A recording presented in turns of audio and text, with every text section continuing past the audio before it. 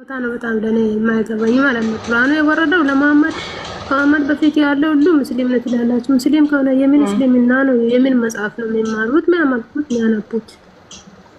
እሺ መልካም ያውልሽ። ሁሉም ህዝብ ሁሱ መጥቷል መሰለኝ። ሁሱ መተከል ይቀጥ ያስሙ እሺ ይኸውልሽ አላህ ሱብሓነሁ ወተዓላ ቁርአንን ለነቢዩ ሰለላሁ ዐለይሂ ወሰለም ሰጥቶ ነበር። እንዲሁም ደግሞ ከዚህ በፊት ለነበሩት ነቢያቶች ማለትም ለሙሳም ለኢሳም ተውራትን፣ ኢንጂልን፣ ዘቡርን መጽሐፍቶችን ሰጥቷል። ገብቶሻል? ስለዚህ ነቢያቶች ከአደም አለይሂ ሰላም ጀምሮ ሁሉም ሙስሊሞች ነበሩ ብለን ስንል ታዲያ ማስረጃችሁ ምንድነው ብለሽ ስትይ ማስረጃችን እኛ ቁርአን ነው።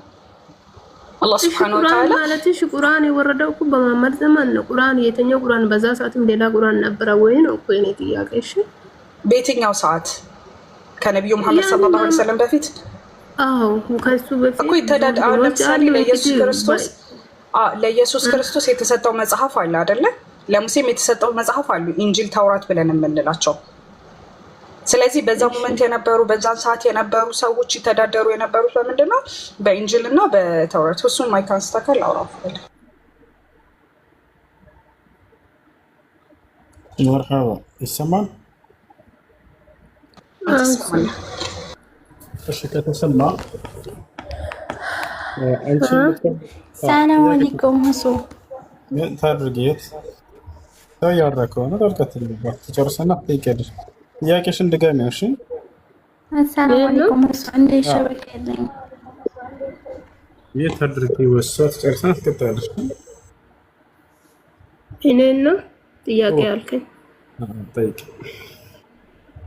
እሷን መጀመሪያ ጠይቂያት ነበረ። እስልምና ማለት ምንድነው መነሻው መድረሻው ብያት ትንሽ መልሰኛለች። ግን ቁርአን በመሐመድ ዘመን ነው የወረደው። እሺ ከመሐመድ በፊት ያሉ የኖህ ዘመን አንድ ትውልድ አልፎ ነው ሁለተኛ ትውልድ ነው አይደል? እንደ ኢየሱስ ክርስቶስ ዘመን እኛ ምናምን ማለት ነው። እና ያ ትውልድ ሁሉ ከተፈጥሮም ጀምሮ ከአዳም ጀምሮ ሁሉም ሰው ሙስሊም ነው ትላላችሁ። እና ምን መጽሐፍ ነው የሚያመልከው? ቁርአን የወረደው በመሐመድ ዘመን ነው አልኳት። እስቲ እሱን አስረዳኝ። መልካም። በየሁሉም ዘመን ቁርአን ወርዶላቸው ነበር። ለሙሳ የወረደው ቁርአን ተውራት ይባላል። ለኢሳ የወረደው ቁርአን ኢንጂል ይባላል። ለዳውድ የወረደው ቁርአን ደግሞ ዘቡር ይባላል። እነዚያ ቁርአን ይባላሉ። ቁርአን ማለት የሚነበብ ቃል ማለት ነው። ነቢያችን ሰለላሁ ዐለይሂ ወሰለም ለዳውድ የተወረደው ቁርአን እያሉ ይጠሩታል። ለሙሳ የተወረደው ቁርአን እያሉ ጠርተውታል። ስለዚህ ቁርአን ይባላል እርሱ። ያ ቁርአን ለእነርሱ የወረደው ታዲያ አሁን ላይ እጃቸው ላይ አለ ከተባለ አዎ እጃችን ላይ አለ። አምላክ አላህ ሱብሓነሁ ወተዓላ ለሙሳ ያወረደው ቁርአን ወይንም ቃል ምን እንደነበር በቁርአን ላይ ተርኮታል። ለኢሳ ያወረደው ምን እንደነበር ተርኮታል። ለዳውድ ያወረደው ምን እንደነበር ተርኮታል። ለአብርሃም ያወረደው ምን እንደነበር ተርኮታል። እያንዳንዱ ነቢይ ያስተማሩትን ትምህርት እንዳለ ጥቅልል አድርጎ ሰጥቶናል ይገኛል ማለት ነው። ሙሴ ምን አስተማሩ? እሺ ቆይ በዚህ ቦታ ያንን ሁሉ ለነሱም የተሰጠውን ቁርአን ጠቅልሎ የያዘው የተኛው ነው? አሁን የነሱ ዱሮ የተሰጠው የአብርሃም ያው የነቢያቶች ሁሉም መጽሐፍ ነው የምታመልኩት ወይስ አሁን የመሐመዱን ብቻ ነው እናንተ የምታምኑት ማለት ነው? ያን ጥቅልል አድርጎ ያደረሰው መጽሐፍ የት ይገኛል? አሁን ያልሽው የታለ ያልሽው ከኛ ጋር ይገኛል። አምላክ አላህ ለመጨረሻ ዘመን የላከውን ነብይ ሙሐመድ ሰለላሁ ዐለይሂ ወሰለም ደርሳቸው ያለፉትን ነቢያቶች መጽሐፍ ጥቅልል አድርጎ እንዳለ ትምህርታቸውን በእርሳቸው ላይ አወረደላቸው። የሙሴ ትምህርት ምን እንደነበር፣ የመሲሁ ትምህርት ምን እንደነበር፣ የአብርሃም ትምህርት ምን እንደነበር እናውቃለን። ያንን ጥቅልል አድርጎ በአንድ መጽሐፍ አድርጎ ላከላቸው። እሺ ለነሱ ለሁሉም የወረደው ቃል የአላህ ቃል ነው። ለመሐመድም የተሰጠው ያኔ ያ ሁሉም ተጠቅልሎ ለመሐመድ ተሰጠ ትለኛለህ። የአላህ ቃል ነው ግን ሰው አይደለም የጻፈው፣ አላህ ጽፎ ነው። በቃ ሰማይ ሁሉን ነገር አልቆ ነው ወደ ምድር ለመሐመድ የተሰጠው አይደል? በቃል ደረጃ ነው። በቃል ደረጃ አምላክ አላህ ሱብሓነሁ ወተዓላ ለቅዱስ ገብርኤል ሰጠው። ቅዱስ ገብርኤል ደግሞ ለነቢዩ ሙሐመድ ሰለላሁ ዐለይሂ ወሰለም አደረሰ። ነቢዩ ሙሐመድ ሰለላሁ ዐለይሂ ወሰለም ደግሞ ለሰሐቦቻቸው በጊዜያቸው ለነበሩ አማኞች አስተማሯቸው፣ ጻፉ ብሎ አዘዟቸው፣ ተጻፈ። ያኔ ማንም ጻፈ ከየትም ተጻፈ ቃሉ የአላህ ነው ግን የመሐመድ ቃል አይደለም። እሺ ለምንድን ነው ሱራ 69 40 ላይ እና ሱራ 81 19 አድርጎ ነው ያነሳው ማለት ነው? እሱን ይመስላል። ሌላው እንደ አረበኛ ቋንቋ ቀውልና ከላም ይለያያሉ። ከላም የሚለው እንደ አማርኛ ስንቀይረው ንግግር ማለት ነው። እሺ በደንብ አስተውይ። ቀውል የሚለው አረበኛ ቃል ንግግር ማለት ነው። ከላም የሚለውም ንግግር ማለት ነው። እሺ በአማርኛ አንድ ትርጉም ነው ያለው፣ ንግግር ነው። ነገር ግን ከላም የሚለው እና ቀውል የሚለው የተለያዩ ናቸው እንደ አረበኛ ቋንቋ። ከላም የሚለው የቃሉ ባለቤትን አስመልክተው የሆነ ቃል ነው። ቀውል የሚለው ግን የቃሉ ባለቤትን ብቻ ሳይሆን ከቃሉ ባለቤት ተቀብለው የሚናገሩ አካሎችንም ለነርሱም ይውላል። ስለዚህ አላህ በቁርአን ላይ ሲናገር ጊዜ ከላም ካለ በኋላ ራሱን ብቻ ነው የሚናገረው የቃሉ ባለቤትን ስለሚገልጸው ይቃል። ያኛውን ግን ቀውል የሚለውን ግን ለመልእክተኞቹም ያውለዋል፣ ለጅብሪልና ለነቢዩ መሐመድ ሰለላሁ ዐለይሂ ወሰለም፣ ምክንያቱም ከአምላክ ተቀብለው ስለተናገሩት። ለምሳሌ ልስጥሽ፣ ወኢን አሐዱ ሚነል ሙሽሪኪን እስተጃረከ ፈአጅርሁ ሐታ የስመዐ ከላመ ረሱል አይልም፣ ከላም አላህ ነው የሚለው።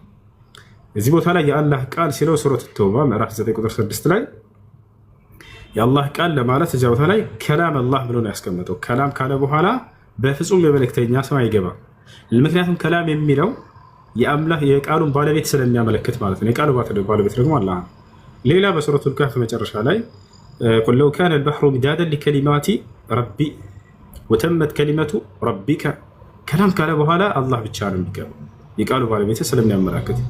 ቀውል የሚለው ግን ንግግር ማለት ነው። ቃለ ማለት ተናገረ ማለት ነው። ይህን ቁርአን ታዲያ ገብርኤልና ነቢዩ መሐመድ ተናግረውታል ወይ? አዎ ተናግረውታል። ስለዚህ እነርሱ መናገር የቃሉ ባለቤትን ብቻ ሳይሆን የቃሉን አድራሾችንም ለእነርሱም ይውላል። ቀውል የሚለው ገብቶሻል? ስለተናገሩት ማለት ነው። ስለዚህ እነርሱ ስለተናገሩት ቀውል የሚለው ለቃሉ ባለቤት ብቻ ሳይሆን ለቃሉ አድራሾችም ስለሚውል ያንን ተጠቀሙታል። ይሄ ችግር የለም እንደ አረበኛ ማለት ነው። የቃሉ ባለቤት ብቻ ሳይሆን አድራሾችም የሚጠቀሙበት ለእነርሱም የሚውል ይሆናል ቃል ስለሆነ ማለት ነው። እሺ ይህን ይመስላል። ልክ ለምሳሌ መጽሐፍ ቅዱስ ላይ ይህ የእግዚአብሔር ሕግ ብሎ መጽሐፍ ቅዱስን ይገልጸዋል። ማነው? የሙሴ ሕግ ነው ብሎ ይገልጸዋል አይደለ? የሙሴ ሕግ ይለዋል። ሕጉ የማን ነበር? የእግዚአብሔር ሕግ ነው። እኔ መጣና የሙሴ ሕግ ነው ብሏል፣ ስለዚህ የእግዚአብሔር አይደለም ብሎ ግግም ብል ያስኬዳል? አያስኬድም። ነገር ግን ሙሴ ከእግዚአብሔር መልእክተኛ ሆኖ የተቀበለና ያደረሰ ስለሆነ ለዚያ ነው የሙሴ ሕግ ተብሎ የሚገለጸው አይደል እንዴ? ስለዚህ የቃሉ ባለቤት ማን ነው ከተባለ እግዚአብሔር ነው። ነገር ግን ቃሉን የተቀበለውና ያደረሰው መልእክተኛው ነው። ስለዚህ ወደ መልእክተኛ ይጠጋል። አንዳንዴ በሙሴ ሕግ እንደተጻፈው ይላሉ የአዲስ ኪዳን ባለቤቶች። ነገር ግን ቃሉ የማን ነው? የእግዚአብሔር ነው ብላችሁ ነው የምታምኑት። እዚያ ላይ መጣና የሙሴ ሕግ ብሏል፣ በቃ እግዚአብሔር አይደለም ብዬ ግግም ማለት ነው። አያስኬድም እንደዚህ። ሙሴ ምንድን ነው የሚለውን ስናይ ጊዜ መልእክተኛ እንጂ ሌላ አይደለም። ያ ማለት የቃሉ ባለቤት ሳይሆን የቃሉ አድራሽ ነው። ወደ እርሱ የተጠጋው የሙሴ ሕግ የተባለው ሙሴ ሕጉን ተቀብሎ ስላደረሰ ነው። ስለዚህ የመልእክተኛ ቃል የተባለው መልእክቱን ከአላህ ተቀብሎ ጅብሪል ስላደረሰ ነው። ነቢ ሰለላሁ ዐለይሂ ወሰለም ደግሞ ከጅብሪል ተቀብለው ስላደረሱ ነው እንጂ የቃሉ ባለቤት ስለሆነ አይደለም። የቃሉ ባለቤት የሚሆነውን ቃል የሚገልጸው አላህ ሱብሓነሁ ወተዓላ ከላም በሚለው ሲያስቀምጥ ጊዜ በቁርአን ላይ ራሱን ብቻ ነው የሚያስገባው። ከላም ብሎ ሌላ አካል አስገብቶ በነበር የእሱ ቃል አይደለም ማለት ነው። ነገር ግን ራሱን ብቻ ነው የሚጠቀመው ከላም ካለ በኋላ። ይህን ይመስላል። እሺ ሌላ ጥያቄ አለሽ?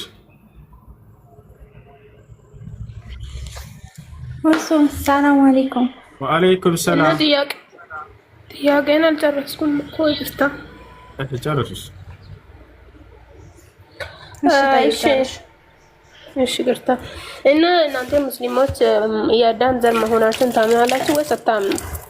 እናምናለን። እሺ አዳምን እግዚአብሔር ማለት ምን ስለማላውቅ ነው ይቅርታ። ዛሬ ለማወቅ ፈልጌው ምን ስታምሩ ናችሁ? ገነት ውስጥ ማለት ነው አዳምና ሔዋንን ከፈጠረ በኋላ አላህ በገነት ውስጥ አኖራ ወይስ አላኖራው? አኖሮታል። በገነት አኖሮታል። እሺ ኃጢአት አልሰሩም እነሱ? ሰርተዋል። እሺ ከሰሩ በኋላ እንዴት ነው የሆኑት? አምላክ አላህ ሱብሓነሁ ወተዓላ ቁልና እህቢጡ ሚንሃ ጀሚዐን አላቸው። በሉ ሁላችሁም ከምድር ውረዱ አላቸው። እዛ ወደ ምድር እንዲወርዱ አዘዛቸው፣ ወረዱ። አላህ ሱብሓነሁ ወተዓላ ምድር ለምንድን ነው ምድር ውረዱ አላቸው? የሰራችውን ገንዘብ ካፈስ እሱ የሰራችውን ገንዘብ መካፈል ይችላል? አይችልም። مرحبا جزاك الله خيرا شكرا. እሱ ጭራት ያገን አልጨረስኩም እኮ ለምንድን ነው ያወረድከኝ? አንዴ ልጠይቅህ። እሱ አንዴ እየሰማችሁ ነው? እንሰማኝ። ቁርአን ቅዱስ መጽሐፍ ነው አይደል? ሁላችሁ ነው የምታምኑት? እኛ መጽሐፍ ቅዱስ እንደምንለው አይደል? መጽሐፍ ቅዱስ የሚባል መጽሐፍ የለም። መጽሐፍ ቅዱስ ነው የሚል የለም። ማለት ቅዱስ መጽሐፍ ትላላችሁ ቁርአንን ወይስ ቁርአን ነው? መጽሐፍ ቅዱስ የሚል አንቺ ላይ የለም እያልኩሽ ነው። በፍጹም እንደዛ የሚል ቃል የለም። የት ነው ያገኘሽ? አንቺ ላይ የለም? አዎ ስላነጻጸርሽ ግዴታ ትጠይቂያለሽ። እኛ ለምሳሌ መጽሐፍ ቅዱስ እንደምንለው አልሽ። የት ጋር ነው እንደዚህ የሚለው? አይ ቁርአን ምንድን ነው የሚባለው? ቅዱስ መጽሐፍ ነው ወይስ በኖርማል መጽሐፍ ነው የሚባለው? እኮ አነጻጸርሽ አይደለ? ስታነጻጽሪ እኛ መጽሐፍ ቅዱስ እሺ። አይ አላነጻጽርም። እሺ አነጻጽርሻል። አንዴ ማነው ነክተሻል? መጽሐፍ ቅዱስ የሚል ቃል አለ መጽሐፍ ቅዱስ ላይ ወይስ የለም? ውሸት ነው እንደ ርዕሱ ማለት ከላይ ራሱ ተጽፎበት መጽሐፍ ቅዱስ ነው የሚለው ሳይገለጽ ራሱ መጽሐፉ ቅዱስ እንደሆነ ውስጥ ላይ መጽሐፍ ቅዱስ ቃሉ ቅዱስ ስለሆነ ቅዱስ መጽሐፉ አሁን ቁርአን ይባላል አይባልም? ትናሽ እሱ ይቅርታ። እሺ በቃ ይቅርታ ካልሽ እንለፋት። ቁርአን እንደዛ ይባላል። ቁርአን የመጣው በመንፈስ ቅዱስ መሬት ነውና ቁርአን ቅዱስ ነው ተብሎ ይገለጻል። እሺ ቅዱስ ከተባለ የቁርአን ምዕራፎች አንዳንድ ምዕራፎች ለምሳሌ የሸረሪት ምዕራፍ፣ የጉንዳን ምዕራፍ፣ የላም ምዕራፍ፣ የጅኒ ምዕራፍ ተብሎ ለምንድን ነው ማለት ቅዱስ ነገር ጠፍቶ ነው ወይ በእነዚህ ነገሮች የተሰየመው? እንዴ አሁን እሱ ቅዱስ ቃል ሆኖ ሳለ እንዴት የጅኒ ምዕራፍ ጅኒ ማለት ሸይጣን ነው አይደለ? የጉንዳን ምዕራፍ፣ የሸረሪት ምዕራፍ እንደው የቀሰ አንዳንዱ ጅኒ ማለት ሰይጣን ማለት ነው አልሽ። ማን ደስ ያለሽ? አይደለም አይደለም አይደለም እኔ እንደዛ ነው።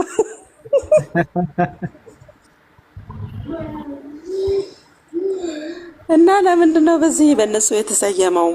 የለም የቱ ጋ ነው ጅንና ሰይጣን አንድ ነው አለሽ? ማን ነው አንድ አይደለም? ጅኒና ሸይጣን አንድ ነው የሚለውን አሳየን። ችግር የለውም ባያ ያው እኔ እንደዛ ስለማቅ ነው እስከዛሬ ድረስ። ካልሆነ እሺ ንገረኝ አንተ። በቃ ተሳስታችኋል። አንተ ደግሞ ሁልጊዜ በቃ የኔ ቃል ትሰነጥቃለህ አይደል?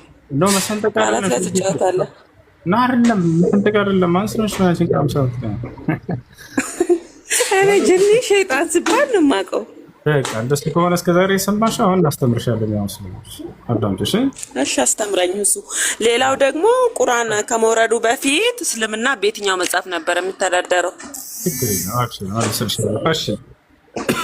አሁን በደንብ አዳምጪሽ። ጅንና ሰይጣን ልዩነቱ ምንድን ነው ወደሚለው እንምጣ። ቤት አድርጌ እሺ፣ ሶስት ፍጥረታቶች አሉ በደንብ እንዲገለጽላቸው። አንደኛ መልአክ አለ፣ ሁለተኛ ሰው አለ፣ ሶስተኛ ጂን አለ። ቦታቸው ሰይጣን የሚባል ፍጡር አለ ወይ? ላ ሰይጣን የሚባል ፍጡር ሳይሆን ባህሪ ነው ሰይጣን ማለት። ሰይጣን ማለት ትርጉሙ አልኻሪጅ አን ጣዓቲላህ ከአምላክ ትእዛዝ ያመፀ አማጺ ማለት ነው። ልክ ለምሳሌ ሰው አለ፣ ሌባ ነው። አንዱን ሌባ የሚባል ሰው ስላለ ነው ወይንስ የሰው ባህሪ ነው? ሌብነት ሰራቂነት ባህሪ ነው እንጂ ሌባ የሚባል ሰው የለም። ነገር ሰይጣንም ልክ እንዲሁ ሰይጣን ተብሎ የተጠራው ያ ከምን ጭፍራ ነበር? ከጅኖች ጭፍራ ነበር። ግን ከአምላክ ትእዛዝ በማመፁ ምክንያት ምን ተባለ? ሰይጣን ተባለ። አያችሁ አይደለ? ይህ ነው አሁን። ስለዚህ መላእኮች ከመላእክና ሰይጣን ሰዎች አሉ ተባብለናል። መልአክ ከምንድን ነው የተፈጠረው? ከብርሃን ነው የተፈጠረው። ሰው መነሻው ከምንድን ነው የተፈጠረው? ከአፈር ነው የተፈጠረው አባታችን አደም። ጅን ደግሞ ከምንድን ነው የተፈጠረው? ከእሳት ነው የተፈጠረው። አንድ ነገር እንድታስተውል የምፈልገው አምላክ ማንንም አካል ክፉ አድርጎ አይፈጥርም። ነገር ግን ክፋትን ፍጥረታት በራሳቸው ላይ አመፅን በማድረግ ያመጣሉ። እሺ የመልአክ አፈጣጠር፣ የጅኖች አፈጣጠር፣ የሰዎች አፈጣጠር ይለያያል። መልአክ ከብርሃን ነው ብለናል። ሰው ከአፈር ነው ብለናል። ጅን ደግሞ ከእሳት ነው ብለናል። አሁን ወደ ባህሪያቸው እንምጣ። ይህ የተፈጠሩበት ቁስ ነው። ገብታችኋል አይደል? ባህሪያቸውስ ምንድን ነው ወደሚለው ስንመጣ ጊዜ መልአክ ጻድቅ ብቻ ነው፣ ኃጢአትን የማያደርግ ነው። ገብታችኋል? ጅንና ሰው ደግሞ ነፃ ምርጫ ፈቃድ የተሰጣቸው ናቸው። ከእነርሱ መካከል አማጺም አለ፣ ከእነርሱ መካከል ታዛዥም አለ። ገብታችኋል? አላህ ስብሐነ ወተዓላ ሲናገር ስለ ሁለቱም ለእያንዳንዱ ማስረጃ ልስጣቸው። ስለ መላእኮች ሲናገር ላ ያዕሱነ አላህ ይላል አላህን አያምፁም ይላል። ማአመረሁም ያዘዛቸውን ነገር አያምፁም። ወየፍዐሉነ ማ ዩእመሩን ይልቁንስ የታዘዙትን ያደርጋሉ አለ። አመፅን የማያደርጉ ትእዛዝን ብቻ የሚፈጽሙ ናቸው መላእክቶች። ምን ይላል ሌላ ቦታ ላይ ወሊላሂ የስጁዱ መን ፊ ሰማዋት ወመን ፊል አርድ ሚን ዳባ ወልመላኢከቱ ወሁም ላ የስተክቢሩን የኻፉነ ረበሁም ሚን ፈውቂሂም ወየፍዐሉነ ማ ዩእመሩን አለ። በሰማይ በምድር ያለው ሁሉ ለአላህ ይሰግዳል ካለ በኋላ መላእክቶችም አይኮሩም ለአላህ ከመስገድ ይልቁንስ እንዳውም ከበላያቸው ያለውን ጌታቸውን አላህን ይፈሩታል፣ የታዘዙትንም ሁሉ ይፈጽማሉ አለ። ይሄ ነው መልአክ። በሌላ ቦታ ላይ ምን ይላል? ወመን ዒንደሁ ላ የስተክቢሩን ዐን ዒባደቲሂ ወላ የስተሕሲሩን ዩሰቢሑነ ለይለ ወነሃረ ላ የፍቱሩን አለ። ከእርሱ ዘንድ ያሉ በሰባቱም ሰማይ የሚገኙ መላእክቶች እርሱን አላህን ከመገዛት አይሰለቹም፣ አይጸየፉም፣ ቀንም ሌትም አላህንም ይገዛሉ እያለ ተናገረ። ይህ ነው ስራቸው በቃ። ስለዚህ መልአክ ምንድን ነው? በአፈጣጠሩም በባህሪውም ከእኛ ከጅኖች ይለያሉ። የተፈጠሩት ከብርሃን ነው። ባህሪያቸው ደግሞ ኃጢአትን የማያደርጉ ጽድቅን ብቻ የሚያደርጉ ንጹሖች ናቸው። ጨረስን ስለ መልአክ። ሰውና ጅን ደግሞ የተፈጠሩበት ይለያያሉ። ሰው የተፈጠረው ከአፈር፣ ጅኖች ደግሞ ከእሳት። ማስረጃ خلقه من تراب آدمንም ከአፈር ፈጠረው ይላል። وقال سبحانه وتعالى ومن آياته أن خلقكم من تراب ከተአምራቶች መካከል آدمን ከአፈር መፍጠር እያለ ይናገራል። وقال النبي صلى الله عليه وسلم خلق الله الملائكة من نور وخلق الجان من مارج من نار وخلق آدم مما وصف لكم أي من التراب ነብዩ صلى الله عليه وسلم ምን አሉ? አምላካቸው አላህ መላእክን ከብርሃን ፈጠራቸው፣ ጅኖችን ደግሞ ከእሳት ፈጠራቸው፣ አባታችሁን አደምን ደግሞ ከምታውቁት ከአፈር ፈጠረው ብሎ ተናገሩ። ስለዚህ እኛና ጅኖች በአፈጣጠር እንለያያለን። ያ ማለት እኛ ከአፈር የተፈጠርን አባታችን፣ ጅኖች ደግሞ ከእሳት ነው። በቁርአን ላይ አላህ ሱብሓነሁ ወተዓላ ሲናገር ስለ ጅኖች ወልጃነ ኸለቅናሁ ሚን ቀብል ሚን ናሪ ሰሙም ይላል። ጅኖችን ከአደም በፊት ከምን ፈጠራቸው? ከተኳሳ እሳት ፈጠራቸው እያለ ይናገራል። ስለዚህ በአፈጣጠር እንለያያለን። ነገር ግን በባህሪ ነፃ ምርጫ ፈቃድ ተሰጥቶን የተፈጠርን ፍጡሮች ነን። አያችሁ አምላክ በነቢያት በኩል ሸጊቶ ወደ መልሱ እያለች ነው። ኮሜንት ላይ እየመለስኩ ያለት እኮ አንቺ ነው። አምላክ ሰዎችንም ሆነ ጅኖችን ነፃ ምርጫ ፈቃድ ሰጥቷቸዋል። ገብቷቸዋል አይደለ? የዛኔ ፈቃዳቸውን ተጠቅመው የሚታዘዙም አሉ፣ የሚያመፁም አሉ። ገብቷቸዋል። ያመፀው የሰውና የጅን አይነት ምን ተብሎ ይጠራል? ሰይጣን ይባላል። ያ ማለት ከአምላክ ትእዛዝ ያመፀ የሚለው ባህሪ በእርሱ ላይ ይውላል። ሰይጣን የሚለው ባህሪ በእርሱ ላይ ይውላል። ምን ካደረገ? ኃጢአትን ካደረገ፣ ትእዛዝን ከተላለፈ ማለት ነው። አላህ ሱብሓነሁ ወተዓላ ይላል ወከዛሊከ ጀዐልና ሊኩሊ ነቢይን ዐዱወን ሸያጢን አልኢንሲ ወልጅን። የሰው ሰይጣንና የጅን ሰይጣን እያለ ይገልጻቸዋል። የሰው ሰይጣን ማለት የአምላክን ትእዛዝ የሚያምፅ ሰው ማለት ነው። ገብቷቸዋል። ሰይጣናዊ ባህሪ አታድርግ እንለዋለን። ሰውየው ምን ሲያደርግ? አመፅንና ኃጢአትን ሲያደርግ ጊዜ። ከጅኖችም ልክ እንዲሁ የአምላክን ትእዛዝ ያመፁ ምን ይባላሉ? ሰይጣን የሚለው ባህሪ በእነርሱ ላይ ይውላል ማለት ነው እንጂ ሰይጣን የሚባል ራሱን የቻለ የሆነ ፍጡር ሳይሆን ባህሪ ነው። ሰይጣን ስለዚህ ምናቸው ነው ከተባለ ጠላታችን ነው። አላህ ሱብሓነሁ ወተዓላ በቁርአን ላይ ሲናገር ምን ይላል? ኢነ ሸይጣነ ለኩም ዐዱወን ፈተኺዙሁ ዐዱዋ ኢነማ የድዑ ሂዝበሁ ሊየኩኑ ሚን አስሓቢ ሰዒር አለ። ኢነ ሸይጣነ ለኩም ዐዱው፣ ሰይጣን ለእናንተ ጠላታችሁ ነው። ፈተኺዙሁ ዐዱዋ፣ ጠላትም አድርጋችሁ ያዙት እያለ ይናገራል። እሺ ይህን ይመስላል የእነርሱ እና የእኛ ባህሪ ማለት ነው። ስለዚህ ጅንና ሰይጣን የሚለው አንድ ነው ያልሽው ስህተት ነው። ሰይጣን ብሎ ማለት ከአምላኩ ትእዛዝ ያመፀ ከሃዲ ማለት ነው። ነገር ግን ከጅኖች እና ከሰዎች የአምላክን ትእዛዝ ያልካዱና ያላመፁ በፍጹም እነርሱ ሰይጣን የሚለው ባህሪ አይውልባቸውም። ሰይጣን የሚለው ባህሪ የሚውልባቸው ከአምላክ ትእዛዝ ያመፁና የካዱት አይነቶቹ ናቸው። ያ አደምና ሐዋን ከጀነት እንዲወጡ ምክንያት የሆናቸው ኃጢአት ያሰርቱ እርሱ ከሰይጣን ሆኗል ማለት ነው። ለምን ከተባለ ከአምላኩ ትእዛዝ ያመፀ ስለሆነ ማለት ነው። ወኢዝ ቁልና ሊልመላኢከቲ እስጁዱ ሊአደም ፈሰጀዱ ኢላ ኢብሊሰ ካነ ሚነል ጂኒ ፈፈሰቀ ዐን አምሪ ረቢህ አለ። ኢብሊስ ይባላል። ያ ካነ ሚነል ጂን አለ፣ ከጅኖች ጭፍራ ነበር ካለ በኋላ ፈፈሰቀ ዐን አምሪ ረቢህ፣ ከጌታውም ትእዛዝ አመፀ እያለ ይገልጸዋል። በማመፁ ምክንያት ምን የሚለው ባህሪ በእርሱ ላይ በኋላ ሰይጣን ተባለ። ሰይጣን ማለት ያመፀ ከአምላኩ ትእዛዝ የወጣ እንደማለት ነው። ይህን ይመስላል። እሺ እሱ ምንም እኮ እኔ ከጠየቁት ጥያቄ ጋር አገናኝም። እኔ ለምን ምዕራፉ በእነሱ ተሰየመ እኮ ነው። አንተ ማብራሪያን የሰጠኝ የእጅንንና የሸይጣንን ማብራሪያ። እሺ ታንኪዩ ስለ ማብራሪያ ጥሩ ነው። ግን ለምን የጠየከኝ አልመለስክልኝ ማለት ምን ነበር የጠየቀችው? ጅንና ሰይጣን አንድ ናቸው ነበር ያልሽው። ማስረጃ አለሽው? የለኝም ማስረዳኝ አልሽ። ይሄን እየመለስኩልሽ ነበር። አንድ ናቸው ወይንስ አይደሉም? አሁን ምን ተረዳሽ ከጅንና ከሰይጣን? እሺ ተረዳው። ጅኒ ማለት እንደ ሰይጣን እንዳልሆነ ተረድቻለሁ። አሁን ቁርአኑ ለምን እሺ ምዕራፍ ለምንድን ነው የተሰየመው? በሱ ስምና በእንስሳት ስም? በጣም ጥሩ። ለምሳሌ ከተሰየሙት መካከል የመዶሻ ምዕራፍ የሚላል እንደዚህ አይነቶች ነው አይደለ? እና የመሰንጠቅ ምዕራፍ የመዶሻ ምዕራፍ የሚላል ለምሳሌ እንዴት እንደዚህ ይሰየማል? የሸረሪት ምዕራፍ አለ ለምሳሌ። እስቲ የሸረሪት ምዕራፍን አሳይ። ችግር የለውም እኮ እነሱ በጥቅሉ ልመልስልሽ ነው። ለምሳሌ እንዴት የመዶሻ ምዕራፍ የሚል የመከፈል ምዕራፍ ምናምን የሚል አለ። የመውጣት ምዕራፍ፣ የዜና ምዕራፍ ምናምን እያለ እነዚህ ነው አይደለ? የሚገርምሽ አሁን የነገርኩሽ የመጽሐፍ ቅዱስ ምዕራፎች ናቸው። ተበላሽ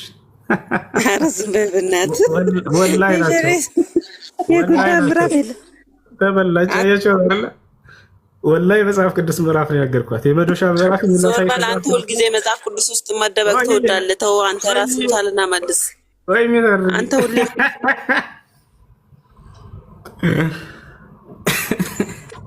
ተው ራስህን ቻልና መልስ። ተው የታድርጊ ይሄ ንጽጽር ቦታ ነው። ልተነጻጽር ነው የመጣሽው። እያነጻጽርኩ ነው መልሰላቸው። ችግር የለውም። አሁን በመለሰው ከቁርአን ነው። አዳምጪ። ከዛ ወደ መጽሐፍሽ ይገባልሻለሁ። የመዶሻ ምዕራፍ ይሄ ማለት እኮ ሁሱ ቁርአን እኮ ከመጽሐፍ ቅዱስ እንደተቆረጨ እኮ እየነገርከኝ ነው። የታድርጊ እሺ አለ መልሰልሽ ነው። እሺ አዎ አለች። የመዶሻ ምዕራፍ እንዴት ይላል? አዎ እንዴት ይላል አለች። የራሷ የገዛ መጽሐፏ ማለት ነው። የመዶሻ ምዕራፍ አሳይሻለሁ እኛ እንዴ። ስለዚህ አሁን ወደ ቁርአን እንምጣ። በሸረሪት እንዴት ተሰየመ? በላሟ ምዕራፍ እንዴት ተሰየመ? የንብ ተብሎ ለምን ተሰየመ የሚለውን እንምጣ። ጥሩ። አሁን የፈለገችው ምንድነው? የሸረሪት በደንብ አድርጋችሁ አዳምጡ። አምላክ አላህ ሱብሓነሁ ወተዓላ ከእያንዳንዱ ንግግሩና ከስያሜው በስተጀርባ ትልቅ ጥበብ አለው። ዝም ብሎ በከንቱ የሚሰይም አምላክ አይደለም። ይወታቻላሩ በመጀመሪያ ይህን መሰረት ልንገራችሁ። ከዚያ ለምን በዚያ ተሰየመ የሚለውን እንመጣለን። ኢነላሃ ላ የስተሕይ አን የድሪበ መሰለን ማ በዐውደተን ፈማ ፈውቀሃ ፈአማ አለዚነ አመኑ ፈየዕለሙነ አነሁ ልሐቅ ምን ረቢሂም ወአማ አለዚነ ከፈሩ ፈየቁሉነ ማዛ አረደ አላሁ ቢሃዛ መሰላ ዩድሉ ቢሂ ከሲረን ወየህዲ ቢሂ ከሲራ ወማ ዩድሉ ቢሂ ኢላ ልፋሲቂን አለ። የሚገርም አንቀጽ ነው። እንዲህ አይነት ጥያቄ ለሚጠይቁ ሰዎች እንዴት አላህ በዚህ ምሳሌ ያደርጋል? እንዴት አላህ በዚህ ይሰይማል እያሉ ይጠይቁ ነበር። ልክ እንደናንተ ካህዲያኖች እዛኔ አላህ መልስ ሰጣቸው። ኢነላሃ ላ የስተሕይ አላህ አያፍርም አን የድሪበ መሰለን ማ በዐውደተን ፈማ ፈውቀሃ በትንኝም ሆነ ከእርሷ በላይ ባሉ ነገራቶች፣ በጉንዳንም ሆነ ከእርሷ በላይ ባሉ ነገራቶች ምሳሌ ከመስጠት አያፍርም። ለሰዎች ትምህርትን የሚያስጨብጥ ከሆነ ፈአማ አለዚነ አመኑ አለ ፈየዕለሙነ አነሁ ልሐቁ ምን ረቢሂም እነዚያ ያመኑትማ ይህ ከጌታቸው ዘንድ እንደሆነ ያውቃሉ አለ። ወአማ አለዚነ ከፈሩ እነዚያ የካዱት ግን አለ ፈየቁሉን ይላሉ ማዛ አረደ አላሁ ቢሃዛ መሰላ ምን አስቦ ነው አላህ በዚህ ምሳሌ ሲያደርግ እያሉ ይሳለቃሉ አለ። ዩድሉ ቢሂ ከሲረን ወየህዲ ቢሂ ከሲራ በዚህ ምክንያት በርካቶች ይሰቱበታል፣ በርካቶች ደግሞ ቅኑን መንገድ ያገኙበታል ሲያስተነትኑት ጊዜ። ወማ ዩድሉ ቢሂ ኢላ ልፋሲቂን አማጽያኖች እንጂ ደግሞ አይስቱበትም ይህንን የምሰጠውን ምሳሌ እያለ ተናገረ። አሁን ወደ ሸረሪት የሚለውን ለምን ሰየመው? ጥበቡ ምንድን ነው? ከበስተጀርባ ወደ የሚለው እንምጣ።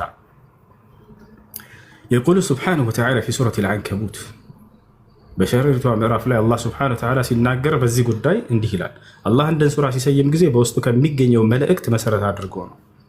የላሟ ምዕራፍ ሲል በውስጡ በላም ምክንያት የተሰራ ትልቅ ድንቅ ተአምር ስላለ ነው። አሁንም ልክ እንዲሁ ስለ ሸረሪቷ ሲናገር ጊዜ በሸረሪት አማካየ በዚያ ላይ ሸረሪትን ምሳሌ ያደረገበት የሚገርም ምሳሌ ስላለ ነው። እሱም ምንድነው ወደሚለው እንምጣ። ቃለ ስብሓነሁ ወተዓላ መሰሉ ለዚነ እተኸዙ ሚን ዱኒላሂ አውሊያአ ከመሰሊ ልዓንከቡት እተኸዘት በይታ ወኢነ አውሀነ ልቡዩት ለበይቱ ልዓንከቡት ለው ካኑ ያዕለሙን። መሰሉ ለዚነ እተኸዙ ሚን ዱኒላሂ አውሊያአ አለ። ምሳሌ ነው እየተናገረ ያለው። ምሳሌያቸው አለ የእነማን ምሳሌ? እነዚያ ከአላህ ውጭ ሌላን አካል ረዳት አምላክ አድርገው የያዙ ሰዎች ምሳሌያቸው ከአላህ ውጭ ሌላን አካል አምላክ አድርጎ የያዘ ሰው ምሳሌው ምንድነው? ከመሰል العنكبوت اتخذت بيتا ልክ ቤትን እንደሰራች ሸረሪት ነው ምሳሌያቸው አለ። የሸረሪት ቤት ምን ያክል ደካማ የሆነ ቤት ነው ከቤቶች ሁሉ። ከሃዲያኖቹን ከአላህ ውጭ በሌላ አካል የተንጠሉጠሉ ሰዎች ከማንም በላይ ደካማ በሆነ ነገር ላይ መንጠልጠላቸውን ምሳሌ እየሰጣቸው ነው። ምንም ሊጠቅሟቸው ሊጎዳቸው የማይችሉ ከራሳቸው የማይሻሉ ነገራቶች ላይ ከምንም ነገር ከቅጣት አይከላከሉላቸው ወይ የሆነን ጸጋን የማያስገኙላቸው ናቸው ከእርሱ ውጭ የሚያመልኳቸው ሁሉ አይደለ። ስለዚህ ልክ ሸረሪት ቤትን እንደሰራች ያክላቸው አለ። ወኢነ አውሃደል ቡዩት ለበይቱል ዐንከቡት አለ። ከቤቶች ሁሉ ደካማ ቤት ብሎ ማለት እዚህ ዓለም ላይ የሸረሪት ቤት ነው አለ። ለምን ደካማ ሆነ? ቤት ብሎ ማለት ወይ ከፀሐይ ሊከላከልልህ ወይ ከዝናብ ወይ ከንፋስ ሊከላከልልህና ያስጠልልህ የሚችል ነው አይደለ? የሸረሪት ድር ደግሞ ወይ ከዝናብ አይከላከል ወይ ከፀሐይ